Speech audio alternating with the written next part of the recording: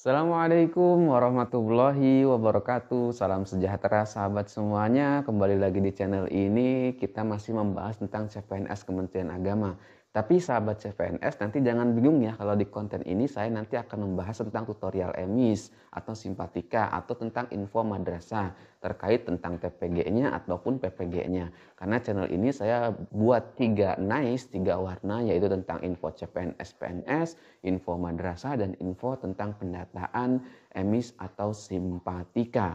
Nah, teman-teman mungkin bertanya-tanya ya, setelah kita selesai dalam pengisian daftar riwayat hidup CPNS ini, lalu apalagi nih langkah selanjutnya? Tentunya mungkin kan kita nanti akan sedikit lama waktu pengisian DRH, karena bukan kita saja, kan banyak, dan rentang waktu dari CPNS Kementerian Agama dalam pengisian DRH ini hampir sama dengan BKN, yaitu dari tanggal 23 Januari sampai tanggal 20-an bulan Februari. Berarti jangkanya panjang. Nah, ketika sudah selesai di tanggal Februari 20-an itu, nah berarti akan diajukan pengusulan NIP. Nah, ketika itu kita juga bersabar dulu, nanti ketika sudah selesai pertekniknya, pertek NIP CPNS-nya sudah ada, baru tuh nanti kita akan dibuatkan SK-nya dan lalu nanti akan ada surat pemanggilan untuk serah terima SK. Serah terimanya sudah saya jelaskan di beberapa video sebelumnya, bahwa serah terimanya itu sesuai dengan tempat formasi yang sahabat pilih. Kalau misalkan di Kanwil Provinsi Kementerian Agama Jawa Tengah, berarti serah terimanya akan ada di kantor Kanwil Provinsi Jawa Tengah ya. Begitupun dengan Kanwil Provinsi Kementerian Agama Jawa Barat, nanti akan ada pembagian SK-nya itu di Kanwil Kemenag Jawa Barat atau di Kota Bandungnya. Nah, ketika sudah selesai itu nanti akan ada serah terima lagi di kantor Kementerian Kabupaten sesuai dengan tempat kita di SK CPNS itu di mana nanti. Misalkan dari Kanwil Jawa Barat kemudian di SK kita ditugaskan di madrasah negeri kabupaten apa. Nah, nanti kita harus meluncur ke kabupaten tersebut. Karena di situ juga nanti akan ada serah terima lagi, serah terima dari tempat yang akan kita senggahi. Biasanya tuh akan dipanggil kepala-kepala madrasah, kemudian dikumpulkan oleh kepala kantor Kementerian Agama Kabupaten. Di situ kita akan diserah terimakan kepada madrasah yang bersangkutan. Setelah serah terima itu, kita nanti di situ akan mendapatkan surat perintah melaksanakan tugas atau SPMT. Nah, SPMT ini harus disimpan baik-baik oleh teman-teman semuanya dan juga harus nanti diserahkan salinannya ke madrasah yang bersangkutan, khusus untuk yang tugasnya SK-nya di madrasah. Kalau SK-nya di kantor-kantor, nanti diserahkan ke bagian kepegawaiannya. Nah, di situ tahapannya nggak lama ya sahabat semuanya. Waktu saya juga serah terima dari Kanwil, misalkan hari Rabu, nanti serah terima di kabupatennya itu biasanya selang 3 hari atau 4 harian, tergantung nanti informasi dari kanwilnya dan dari kabupatennya.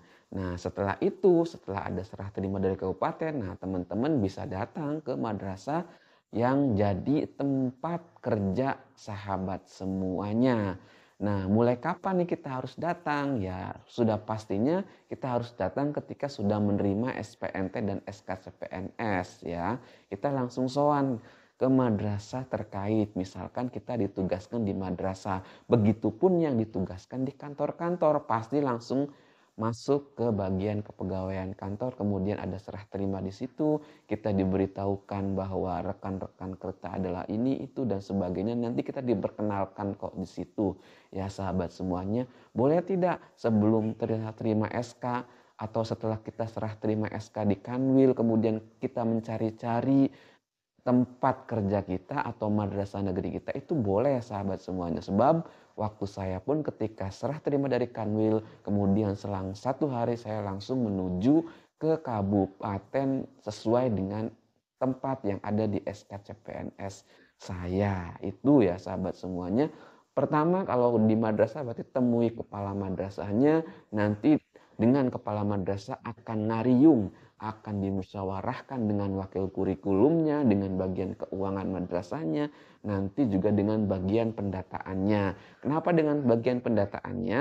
Takut sahabat itu berasal dari madrasah swasta sebelumnya, nanti tinggal proses mutasi data saja agar data teman-teman itu bisa berlanjut dari sekolah terdahulu.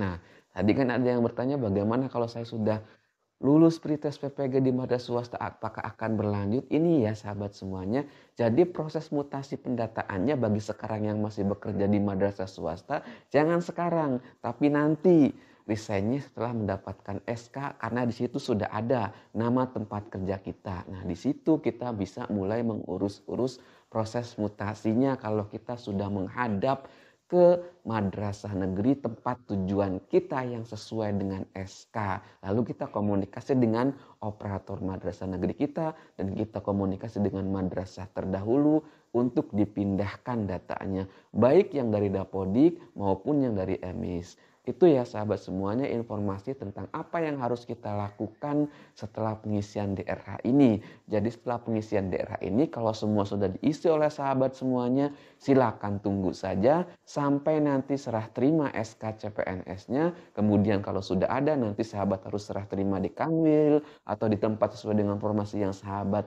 lamar ya. Kemudian diturun ke kabupaten dan turun ke madrasah negeri.